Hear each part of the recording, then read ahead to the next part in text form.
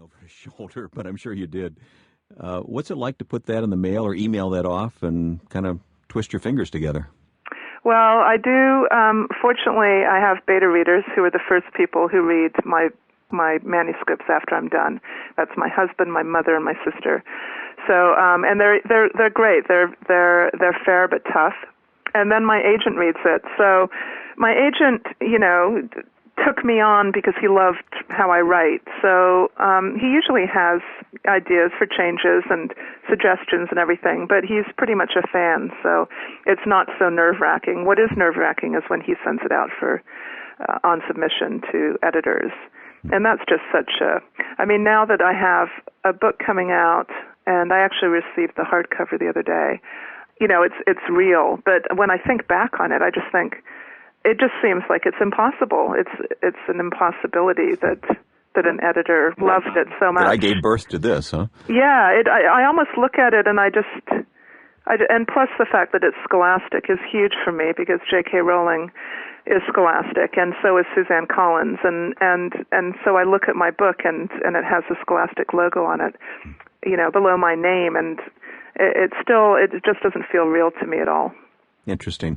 Well, I know your young readers especially would like to know how you started writing. It wasn't something that just happened one day, was it? Or was it? No, I've written ever since I was a little kid. Because I started reading pretty young. I think I was only 3 or 4, and I remember being able to read all the street signs. That was my first memory. But my mom's a professor, my dad's an English teacher and a librarian, and we always just had tons of books, and I was allowed to read anything and everything in the house. So I read a lot of my mom's childhood books, which were kind of old-fashioned British authors. So I started writing, and I have a younger sister, and I would just write stories for her. And sometimes I would take classic fairy tales and rewrite them, make the princesses a little spunkier. Yeah, that's what I enjoyed hearing about. Yeah. Give me an example. Do you remember any? Well, in my story, Sleeping Beauty wouldn't just sleep for 100 years. She would get up and get on the horse and go riding off, and having adventures, that kind of thing. Yeah, they weren't quite so inactive.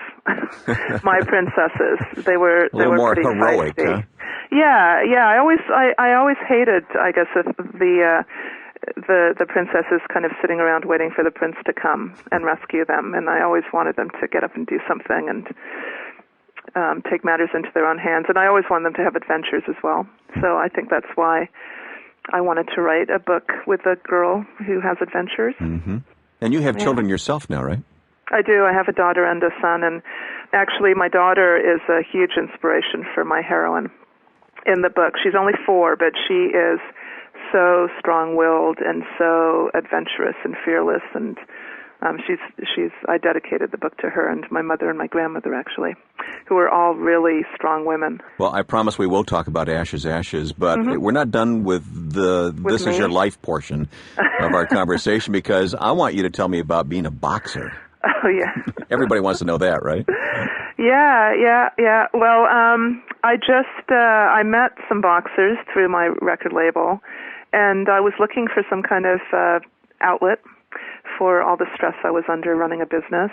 I was never really into classes, a class kind of situation, yoga or with a lot of people. And so it just seemed really natural to me. So I just asked a friend of mine who was a trainer.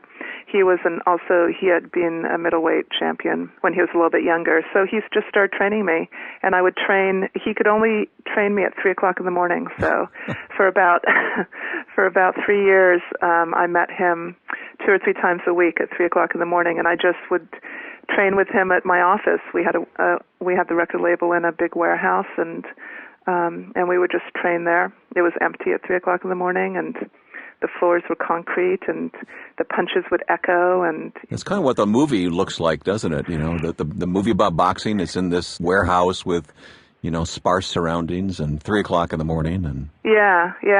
Also, now having had children and being sleep deprived all the time, I cannot believe that I could get up at 3:00 in the morning to go and hit things and be hit. But it was great. It really.